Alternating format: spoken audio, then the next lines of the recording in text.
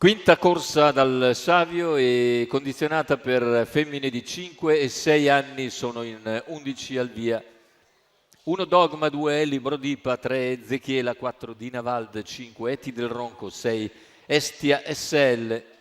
In seconda fila 7 Elodie WF, 8 Amplain B, 9 Esotica C, 10 Elertama, 11 Eclisse di Casei.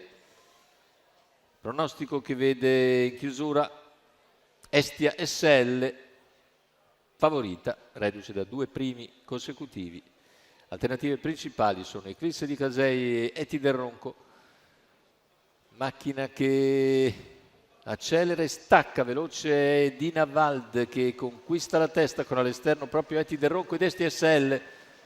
Dinavald conquista la corda, ma all'esterno Eti del Ronco anticipa Estia SL e va a condurre. Estia SL costretta al largo, finisce di galoppo dopo 150 metri di gara e così Eti del Ronco Numero 6 conduce Estia SL nei confronti di squalificato. Dinavald ed Elli Brodipa, mentre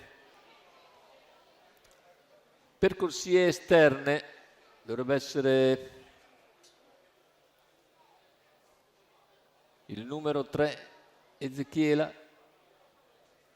numero 9 di Esotica sì, il numero 11 di Eclisse di Casei che è in seconda pariglia a precedere Elertama. Intanto i 600 in 45,9 con Eti del Ronco leader su Dinavald. All'esterno si profila Ezechiela che si trascina Eclisse di Casei, poi ancora Elli Brodipa lungo la corda che precede al largo Elertama. Per corsie esterne viene via in terza corsia addirittura Elodie WF dopo un giro in 1 minuto e 6 decimi. Elodie WF continua nella sua progressione, arriva a ridosso di Ezechiela.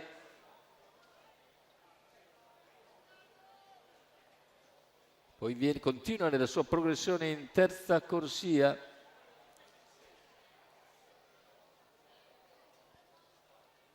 E vediamo intanto Eti del Ronco che cerca di sfuggire a Eclisse di Casei, che ha sopravanzato Ezechiela in calo e poi Fallosa. Ha sbagliato intanto Elodie WF.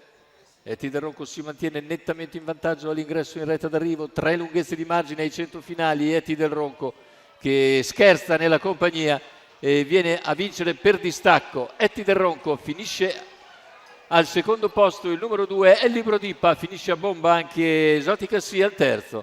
1:15,8 con 34 a chiudere. Il successo mai in discussione per Eti del Ronco e Felice Facci che in sicuro percorso di testa si affermano in questa quinta corsa al Savio. Numero 5 di Eti del Ronco al primo posto, Felice Facci in salchi e al training per conto della scuderia Tattoo. Al secondo posto finisce molto bene Elli Brodipa che precede Esotica sì